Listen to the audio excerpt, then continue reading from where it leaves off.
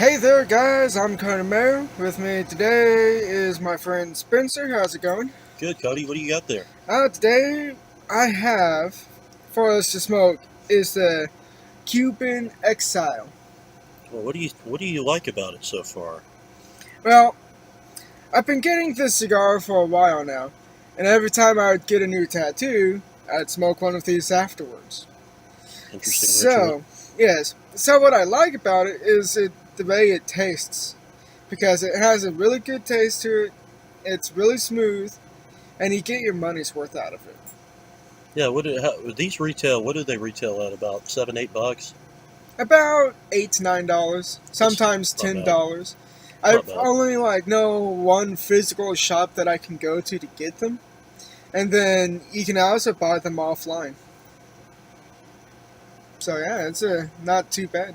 I like show them that band. That's pretty cool. Yeah, look at this band. Got the Cuban stamp on it and everything. I mean, it's really it looks authentically like an older cigar. Yeah, and I think it's pretty cool. It's not like most bands where it's like kind of like just plain colors. It's like that money green color on the band. Yeah, I think it's pretty cool. It's definitely looks like it's been stamped on there, 1962. Yeah, Embargo date and everything, and it's pretty cool. What flavor are you getting so far? very strong like earthiness to it. A little bit of spice, but nothing too overpowering yet. Yeah, it's a very subtle spice so far. You got what's your size? A Toro or Toro, right? Uh, Is it a Churchill? Short? it's a shorter than a Churchill, but taller than a Toro. It's a nice in between size. It probably looks like it's about a 50 to 52 ring. Yeah, something. I would probably say like 50 or 49 ring gauge. It's a nice looking ring gauge, and I noticed how like dark and oily it looks. Oh yeah, it's pretty oily. It's oily but dry at the same time, which is kind of interesting. Yeah, 'cause, I mean you get the flavor without getting that crap all over your hands, Exactly, which exactly. is a really nice thing. So like it's burning nice and evenly. Absolutely. The ashes are kind of dark up at the top, but pretty light the farther down it is on the cigar. Yeah, it's got a nice ash, and mainly white ash. That usually indicates a Nicaraguan filler. Mm-hmm. I Mm-hmm. think it tastes to me, if I had to take an educated guess, it's Esteli filler. It's definitely, because the cigar itself, I would say it's closer to a full body. Yeah, I would say it's close to full body myself. And so yeah, uh, I know you've done a little bit of research. So what can you tell us about this cigar? Well, brief research, but this particular model of cigar is a Connecticut broadleaf wrapped cigar with Esteli filler. Nicaraguan binder, so it's a Nicaraguan puro, other than the broadleaf Mm-hmm. wrapper. And it's like a marriage made in heaven. I would agree because, like I said, Super tasty.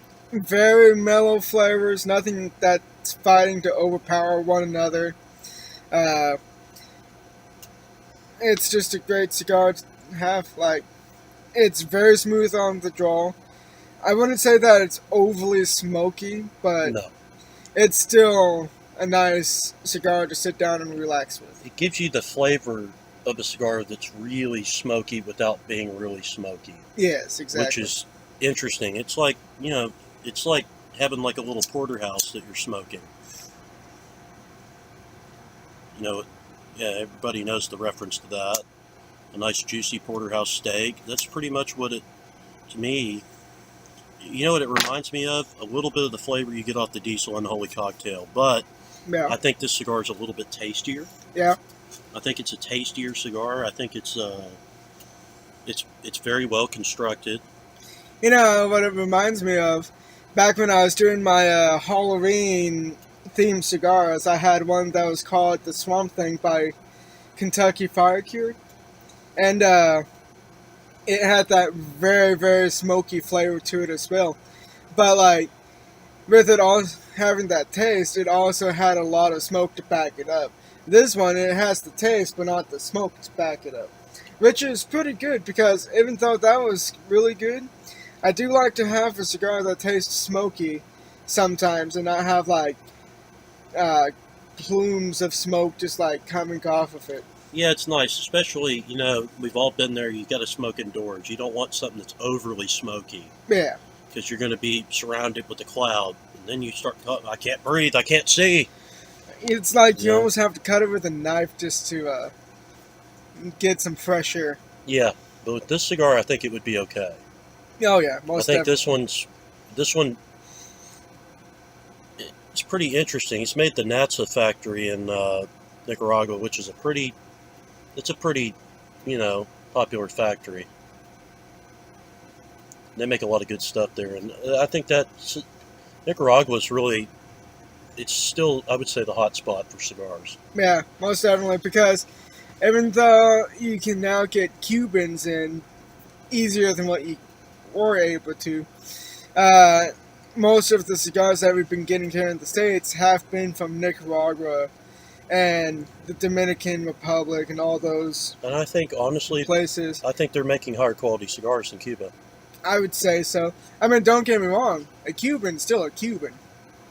But when it comes to quality and stuff, you kind of notice if you've smoked a Cuban and then went back and smoked a cigar from Nicaragua about like the quality control. Yeah, I mean, definitely. the demand is still there for both sides, for both countries, whatever. But seeing how Nicaragua and all of them's been doing large like cigar shipments and stuff all around the world and not just like to certain spots, they've actually became easier to more used to sending like large shipments of stuff without getting overwhelmed. That's a good point, Cody. It's a very good point made. A lot of people don't think about that. I think Nicaragua's had long enough to perfect their craft, and their tobaccos. There was a maker, Noel Rojas from Guayacon Cigars, said Nicaraguan tobacco. He's from Cuba, and he said the tobacco in Nicaragua is much more complex. He said he can do a lot more with it. Yeah, The Cuban tobacco's just got a natural, really sweet, good, florally taste. it does. It does. This has got that you can get some of that out of Nicaraguan, but you can get enough power. Yeah, You can get some more power.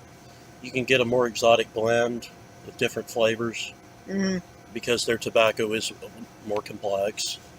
And they have, obviously they're growing a lot more tobacco right now, most definitely. and their stuff is, I would say, with the exception of Padron, I'd say pretty much everything coming out of Nicaragua is a decent quality, even the cheaper sticks. Yeah. So, speaking of companies, I'm not quite sure what company this cigar comes from. What was your hypothesis on that, My guess is Perdomo. Perdomo? Nick Perdomo, he makes the ones for, JR, the Cuban Rejects. Yeah, those are pretty good. Those are darn good, and he's got a Rosado on those. And this one, I noticed there's a Rosado, Sumatran Rosado option. I think it's quite possible that could be a Nick Perdomo cigar. Alright. So yeah. Uh Look at that ash, man. I know that is just Show one me yours, hell of man. an That's ash. nice. That's really pretty. I mean, look how it's holding too, and it's a thick white ash. So they use some really nice filler tobaccos in this cigar. Most definitely. So, with all that said, what would you rate this cigar?